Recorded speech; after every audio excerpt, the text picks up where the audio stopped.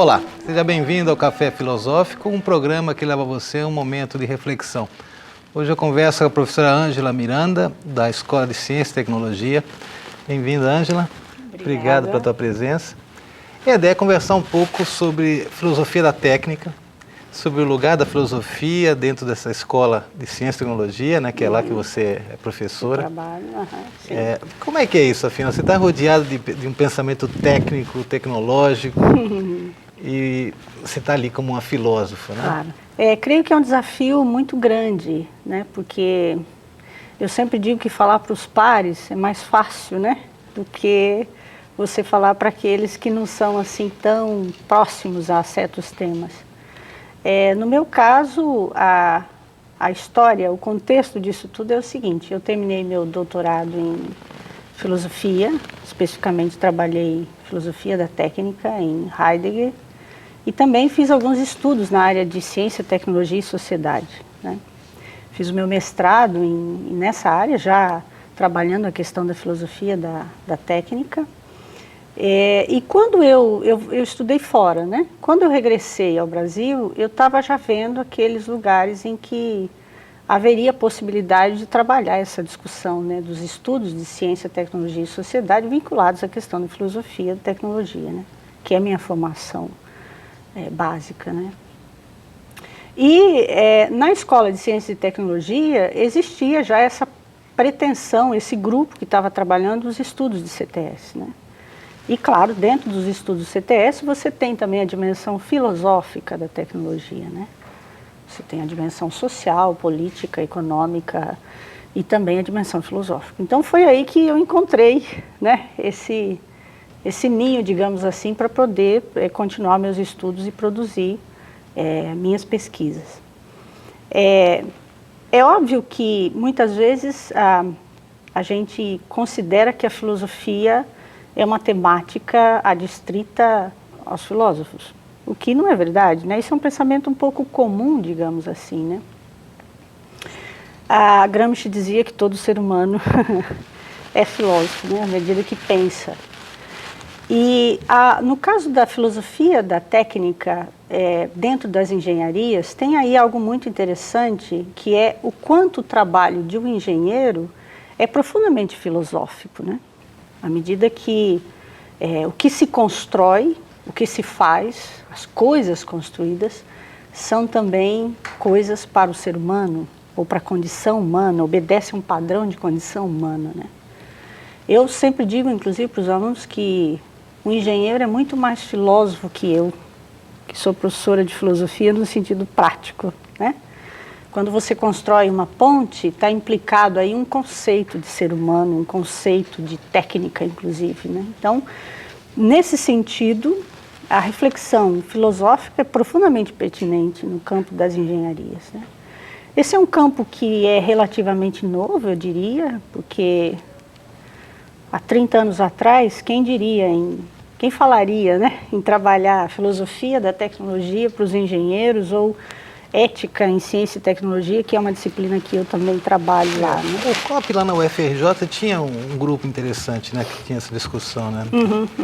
Mas, no geral, era muito difícil mesmo. Agora, você falou uma coisa engraçada, que é essa história da ponte ser pensada para o engenheiro, tem alguma coisa de filosófico, né? Eu não sei, tem um limite isso, né? No sentido que o que eu espero de uma ponte é que ela tenha sido pensada e feita calculadamente por um bom engenheiro, né? Da mesma forma que eu não passaria por uma ponte feita por um filósofo. Então parece que o filósofo leva alguma coisa aos engenheiros que eles não têm, né? Que eu penso assim, é uma reflexão sobre o que é a técnica, sobre o que é o homem nesse contexto, né? Que tem a ver com essa construção. Eu não sei se é só uma... Eu acho que esse campo ele é muito transdisciplinar. Eu não vejo ele tão separado. Como filosofia da técnica, você fala? Não só como filosofia da técnica, como também filosofia, né? Por exemplo, eu não acho que um engenheiro não conhece ou não deva conhecer ética, né? Ah, não, claro, certamente ele deveria conhecer. É evidente, porque o trabalho dele também é profundamente ético. Então, isso não é um ramo específico da filosofia. Desafortunadamente, pelo contexto das ciências modernas, né, nós acabamos departamentalizando todas as formas, todos os ramos de conhecimento. Mas isso eu acho, inclusive, uma esquizofrenia da modernidade, né? O próprio Heidegger, que é o autor que eu estudei, se negava a fazer essas distinções, né? Para ele, a pergunta filosófica sobre o ser é uma pergunta que abrange todas as ciências, né? Ela não é exclusiva de um grupo social. Inclusive, quando ele fala do fim da filosofia, tem um pouco essa sensação dessa separação que houve, né, entre os diversos ramos do conhecimento. Ele, inclusive, se negou a escrever sobre ética por isso, né? Então, eu creio que essa separação, ela não pode ser assim tão estanque, né? Do mesmo modo também que nós, da filosofia, não podemos deixar de pensar em outros, né, em outros campos de conhecimento, né? É obviamente que cada ciência tem o seu objeto de estudo, né? Mas esses objetos estão interrelacionados, né, estão interligados, eles existem no mundo não de maneira separada, né? Então eu creio que essa é uma discussão que deve hoje permear um pouco o próprio grupo da complexidade hoje trabalha nessa linha, né? O pessoal do pensamento complexo, né? Então, eu creio que a gente deve se misturar, assim como também deve ser misturado, né? É claro que é evidente que existe o trabalho específico, né, daquele que faz a filosofia, existe o trabalho específico daquele que faz engenharia, mas deve haver um diálogo, né? Eu acho que a fronteira é muito interessante. Eu concordo com tudo isso. Deve haver diálogo, a fronteira nos reúne mais do que separa. Mas eu vejo também, aí você tocou um ponto importante agora há pouco. Isso não significa vulgarizar, né? Porque também tem isso, não se trata de se tornar vulgar, nem uma coisa nem outra. Quando eu falo vulgarizar, bueno, então a filosofia é qualquer coisa esgotar que... as diferenças. Claro, não, reconhecê-las, inclusive, eu né? reconheço, né? Eu acho que, claro, tem que... Mas acho que há por parte desses pensamentos das áreas exatas, das ciências do rigor, vamos dizer assim, uma certa ideia de que a filosofia acaba criando um certo estado de exceção, um certo tipo de pensamento que só a filosofia vai entender, que só os filósofos são capazes de reconhecer no outro. Eu já sei de onde ele está falando. Claro. E aí, realmente, o que você fala, fica um pensamento e um conhecimento estanque, né, que parece que é incapaz de dialogar. Mas, claro, quando a gente pensa a filosofia dentro da universidade, no teu caso é muito explícito isso, claro, porque você está dentro de uma escola de ciência e tecnologia, a gente começa a pensar qual é o lugar e vamos dizer, a função, ou a vocação da filosofia dentro da universidade, né? E você vive isso cotidianamente, né? Você está rodeado de engenheiros, de pessoal dessa área. Mas nós, da filosofia, lá do departamento, essa interface é cada vez menor. Os cursos começam a ganhar, que não são de filosofia, ganham autonomia perante a filosofia e meio que vão se afastando desse conhecimento. Parece que a filosofia acaba ficando precária perto das demandas que essas outras áreas parecem trazer. Você percebe, você se sente cobrada? Você fala, não, mas eu falo em filosofia com eles, falo de ética. É claro que o engenheiro tem que saber disso, né? Como é que você vê isso nos teus alunos? Eles realmente esperam que você os conduza para um bom caminho? Bueno, eu não sei se a pergunta... Eu creio que haveria que plantear aí, ou pensar numa reflexão, talvez, se isso não se dá num âmbito muito nacional, sabe, Oscar? Porque é curioso, por exemplo, esse congresso que Heidegger escreve sobre construir, habitar e pensar, essa conferência, uma das conferências que ele deu, que agora há pouco estávamos conversando aqui antes dos bastidores, né? Uma conferência que foi pronunciada num congresso de engenharia, né? Então, esse diálogo, ele existe fora, eu acho que existe muito mais fora do que aqui, né? E essa coisa do filósofo na torre de marfim, né, como separado da sociedade, isso faz parte, inclusive, de uma certa corrente da filosofia, né, que eu, particularmente, não me filio a ela, né? O objeto da filosofia, no meu entendimento, e desde a corrente que eu penso, não é o pensamento, é a realidade. E a realidade não está adstrita aos filósofos, né? Mas essa é a questão do ser, né? Claro. Você, como um estudioso de Heidegger, tem isso. Evidente. E é por isso que eu acho que essas separações, elas não contribuem, né, para o processo. Agora, é óbvio que é preciso ter o devido cuidado para um iniciante, né?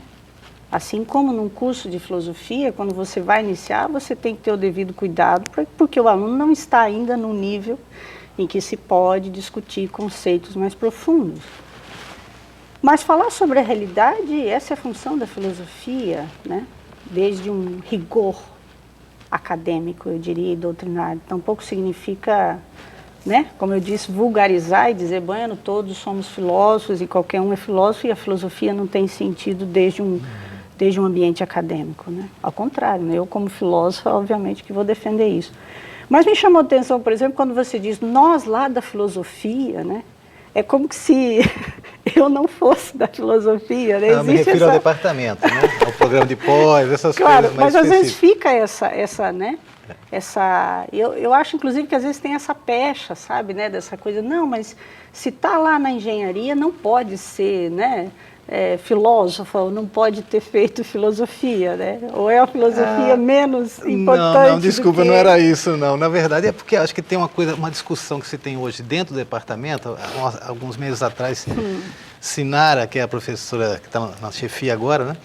Está tentando recuperar, que é justamente essa presença da filosofia em outros cursos, claro, na formação de outros profissionais que não da filosofia. Sim. Claro, e o exemplo que a gente tem contigo, a gente vira e mexe fala sobre isso, quer dizer, você tem um nicho ali dentro da Escola de Ciência e Tecnologia que é muito invejável, por dizer assim, né? Você tem todo um campo de trabalho, e para quem trabalha Heidegger, sobretudo. E aí eu queria entrar já numa questão um pouco mais, assim, filosófica, se a gente pode separar isso, né? Que é pensar um pouco, Heidegger toma como a questão da técnica surge em Heidegger em um certo momento, de maneira muito clara, né? E ela dá nome a uma certa ideia de consumação da metafísica. Acho que você fala um pouco sobre isso, que a tecnologia ela é justamente essa consumação moderna. E fala um pouco mais assim, essas ideias principais, o que seria a técnica, sobretudo a técnica moderna, a tecnologia, né? É interessante entender que Heidegger chega ao problema da técnica estudando o ser, né? Heidegger é o filósofo do ser. E ao perguntar pelo ser, pela história acontecida do ser, como ele mesmo, né, se referia, ele chega à questão da técnica, porque segundo ele, a história da metafísica moderna é a história, né, da tecnificação do mundo, né? Então, é interessante observar como que isso vai acontecendo, né, no decorrer da história de Heidegger. Por exemplo, Heidegger escreve primeiro Ser e Tempo, que é a grande obra que o tornou conhecido em todo o mundo, né, e o faz, inclusive, pensar que Heidegger é um dos grandes filósofos do século XX e talvez do nosso tempo, né? Muito embora também sabemos de todas as pechas que tem por trás, né, dele com relação à discussão do nazismo e etc. Mas voltando à questão de como que ele chega, né, à história a questão da técnica pela história do ser, a gente já percebe em Ser e Tempo essa discussão de que, segundo Heidegger, o ser não pode estar desatrelado, né? Não pode ser pensado fora do tempo, né? Por isso, Ser e Tempo, que é uma obra muito interessante. Depois, já pelos anos 30, quando ele escreve Introdução à Metafísica, a gente já começa a perceber que a técnica entra dentro dessa discussão, né? Quando ele trabalha a história acontecida do ser, que vai chamar a história da metafísica, de certo modo, a gente vê que, para ele, a modernidade se configura como, né, a metafísica do tempo presente, né? E por que, segundo ele, é a metafísica do tempo presente? Porque o nosso modo de pensar, segundo Heidegger, se tornou essencialmente técnico, né? Heidegger chega a falar, inclusive, na tecnificação em escala planetária, né? Como uma forma de compreensão do ser que é profundamente tecnificada, né? Então, nesse sentido, para Heidegger, a história acontecida do ser nos chega à questão da modernidade como sendo a técnica esse elemento fundante da metafísica moderna. Eu costumo dizer que eu fiz o processo inverso, né? Eu comecei a estudar técnica e pela técnica eu cheguei ao ser, né? É interessante, inclusive, porque o próprio Heidegger chega a dizer que depois, no final, né, nas entrevistas finais, que perguntam para ele se Ser e Tempo é uma obra que estava inacabada, ele chega a dizer que ele também gostaria de pensar esse processo invertido, né? Ou seja, pensar a categoria do tempo dentro do ser, né? E eu acho que aí ele utilizaria a técnica, por isso minha tese tem o título Técnica e Ser em Heidegger, né? Claro, segundo Heidegger, o problema da metafísica não é o fato de que toda época marca um modo de ser, né? Marca metafisicamente um modo de ver o mundo, de ver as coisas, e o que ele chama de metafísica. Mas é como essa metafísica na modernidade se configura, né? Que, segundo ele, se torna consumada porque nós já não somos mais capazes de pensar outras formas, né, de saída do ser, senão pela via do técnico, né? É o que ele depois vai chamar de Gestell, né? Gestell é um termo complicado, né? Porque há inúmeras traduções para isso, né?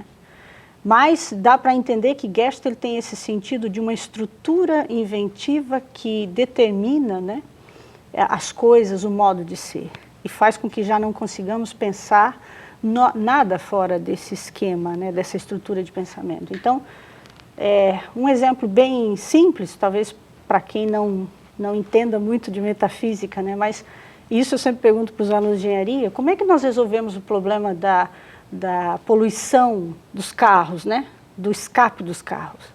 Aí logo se vem a resposta: criando altas tecnologias de acabar com a poluição. Esse exemplo é um claro exemplo de como, né, nós não conseguimos sair dessa estrutura, né, alguns consideram isso uma estrutura inventiva, né, que ao mesmo tempo dispõe e impõe a relação do homem, né, com uma das ser, traduções, né? de Gestell é arrazoamento também, né? Eu não sei, por aí escrevi algo que não aceitaram o conceito de Gestell. O Safransky, que me parece um autor interessante do ponto de vista de um comentador, né, de Heidegger, de um comentarista sobre as obras de Heidegger, me parece um autor sério, e ele coloca inclusive que a Gestell tem essa estrutura de uma grande engrenagem, né? E Stell, do alemão, tem esse sentido também de armação, né? A armação de um óculos é como algo que sustenta, né, uma certa forma de pensar. Então, nesse sentido, quando nós já não conseguimos pensar nada fora do esquema técnico, aí, segundo Heidegger, se consuma a metafísica, porque já não somos mais capazes de pensar outras formas de saída, né? Depois, a turma da escola de Frankfurt, Adorno, Benjamin, vão propor, né, sobretudo Adorno, a saída pela arte, né? Mas Heidegger escreve isso um pouco antes, inclusive, né, e ele vai falar dessa ideia de que há uma estrutura que condiciona todas as coisas, né, e que, inclusive, essencializa, né, tudo que é tocado, né, por esse modo de ser tecnificante, acaba dando outra essência às coisas, né? Eu venho do Sul e todos conhecem a hidrelétrica, né, de Itaipu. Então, nas aulas, quando eu pergunto se todos conhecem a hidrelétrica, todos conhecem a hidrelétrica de Itaipu. Inclusive porque é considerada, né, uma das grandes obras tecnológicas, né, da década de 60, 70. Mas quando se pergunta em que rio está instalada, né, a hidrelétrica, nem todos sabem, né? Porque, evidentemente, não é o rio que é o mais importante no processo de tecnificação do mundo, né? E, nesse sentido, Heidegger, inclusive, chega a dizer que já não somos capazes de ver as coisas como algo que está aí, né, diante de mim, como um outro ser, né? O que nós vemos são as coisas como subsistências, né? Então, ele dá um exemplo interessante, que ele diz, já não somos capazes de ver uma cachoeira sem pensar quantos watts de potência vamos tirar dali, né? Não somos capazes de ver uma floresta sem pensar quantas casas, né? Quantas madeiras eu posso tirar dali para construir. Então, nesse sentido, é muito interessante isso, né? E como cotidianamente a gente vê esse tipo de estrutura de pensamento, né? De forma de ser, inclusive, né? É verdade. Eu estava pensando aqui naquelas conferências de Bremen, onde Heidegger apresenta a própria ideia da armação ou do perigo, mas coisa, tem né? da coisa. E tem uma que é até um marco que seria a de Kerr, ou a torção, giro, a né? virada, o giro, tudo isso.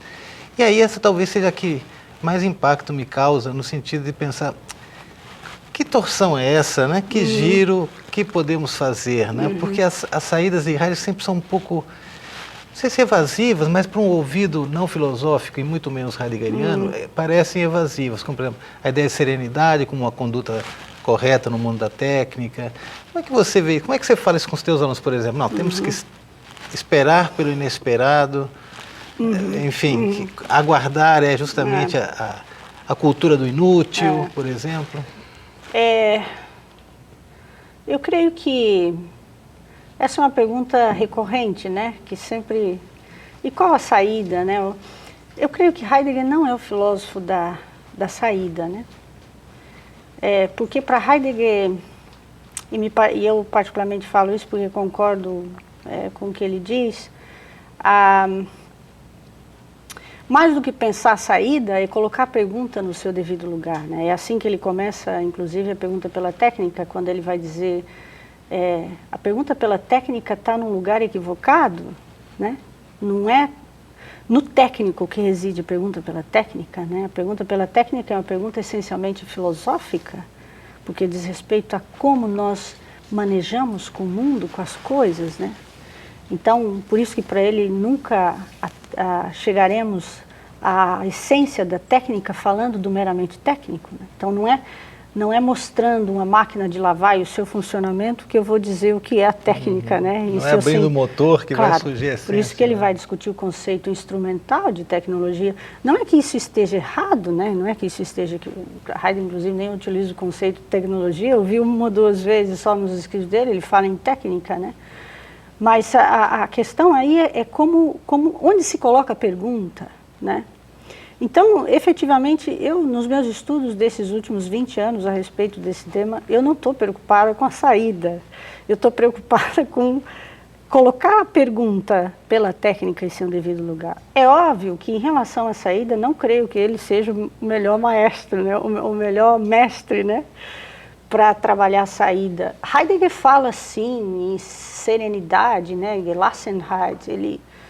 Ele utiliza essa ideia de que é preciso ter uma relação de serenidade com a técnica, que foi muito mal interpretada também em seu tempo, né? Porque alguns consideravam que Heidegger estava sendo profundamente alienante e submisso à ideia da técnica, porque era como se fosse deixar a técnica aí e nós fôssemos fazer outra coisa, porque não vale a pena pensar sobre, né, a técnica como saída. Me parece muito interessante como ele termina, né, o próprio escrito, a pergunta pela técnica, né, porque ele vai dizer onde reside o perigo, cresce também o que salva, né, inclusive utilizando os versos do Hölderlin. Às vezes questionar pela técnica já é uma postura não técnica, né? Uma postura que não pertence ao pensamento do cálculo e tudo mais. Claro. Né? E isso seria a piedade do pensamento, né? Sim, eu creio que aí tem algo interessante que, quando Heidegger escreve essa conferência, o contexto dela é muito interessante, a pergunta pela técnica, né? Que é uma conferência que ele pronuncia em Munique logo depois da sua retirada, digamos assim, da universidade por causa das relações com o nazismo e tudo isso. E de um lado você tinha tanto os tecnófilos, né, que é aqueles que dizem, bueno, sem a técnica não há salvação, tudo vem pela técnica, até porque nós estamos falando de um período pós-guerra, né? E do outro lado você tem os tecnófobos, que são aqueles que dizem, bueno, a técnica não é um problema da filosofia, a gente tem que se ocupar com outras coisas, com as questões da ontologia, da verdade, etc. E essa conferência surpreende a todos, e inclusive dizem que Heisenberg estava lá, Ortega y Gasset, essa turma toda, né, e etc. Os grandes pensadores desse período dizem que a sala estava abarrotada de gente, porque era a primeira vez que Heidegger aparecia em público. E nem uma coisa nem outra, né? Porque Heidegger não nega a técnica, mas tampouco tem uma relação de divinização, né? E nem de demonização. E nem de demonização. Então, nem uma coisa nem outra desagradou todo mundo, de certo modo, né? Ou pelo menos surpreendeu a todos. Mas o que é interessante aí é observar que Heidegger vai dizer o seguinte em relação a essa coisa do giro, né? Ele tem essa ideia de que o homem se encontra de costas para o ser. E Heidegger tem algo muito lindo aí que eu acho interessante, que ele vai dizer, o homem é o pastor do ser, mas ele não é o senhor do ser, ele não é dono do ser, né? Então, nesse sentido, eu acho que o recado é muito claro, né? No sentido de que o ser é muito mais do que o próprio homem, né? Nessa condição existencial que a gente vive, né? Inclusive, se a gente for pensar na história da metafísica. Ângela, olha, a gente podia passar muito tempo conversando, mas infelizmente nosso tempo chegou ao fim. E bom, essas suas últimas palavras acho que vão deixar o espectador com vontade de conhecer um pouco mais sobre o tema. Claro. E então, obrigado pela tua presença, Ângela. Eu que agradeço. Ângela Miranda, da Escola de Ciência e Tecnologia, da UFRN. E você que está em casa já sabe que semana que vem tem mais. Até lá.